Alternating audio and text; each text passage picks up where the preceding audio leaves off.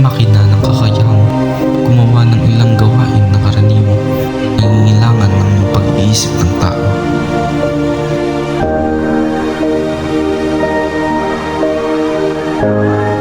Sa tingin mo, pwede maging dependent ang mga estudyante sa AI? Oo, pwede makidepende ng mga estudyante dahil makali ka lang kinakaitay palagi ng mga paggawa ng training, mga except sa report, pwede ka magkandi ng research sila.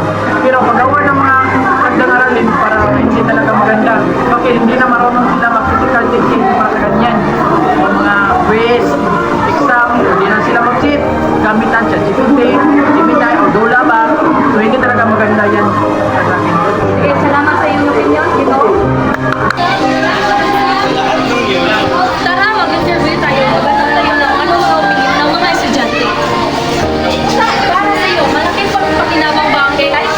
Para sa akin, marami talaga ang kailangan sa akin, lalo na sa pagsasagisip, ang paggawa ng mga talaga. Lagi natin manatandaan ang AI, isa lang sa sapapat sa mga ng mga talo ng mga tao na wala. Salamat sa iyo, Dito. Para sa iyo, ano ang magandang epekto ng AI? May magandang epekto ang AI sa mga mag-aaral. Dahil ito ay nakakatulong sa mga mag-aaral na madali ang kanilang at kanilang aakatin, reporting. Ngunit ito ay dapat mo ang gamitin na responsable at tama. At tama. Ano naman ang hindi magandang epekto ng AI?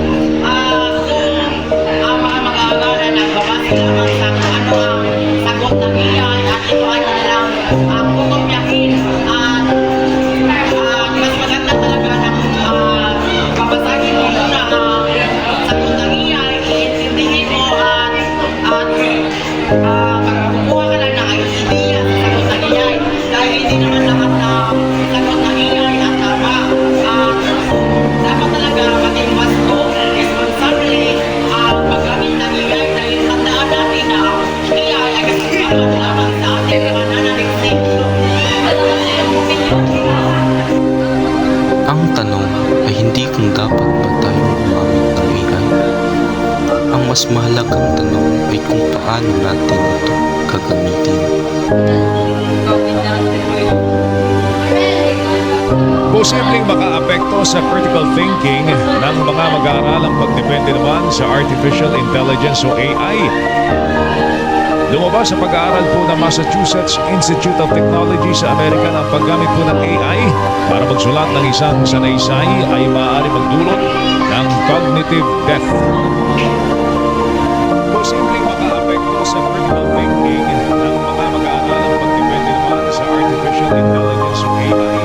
Lumabas sa pag-aaral po ng Massachusetts Institute of Technology sa Amerika na ang paggamit po ng AI para magsulat ng isang sanaysay ay maaari magdulot ng cognitive death o kawalan ng pagsisikap na mag-isip.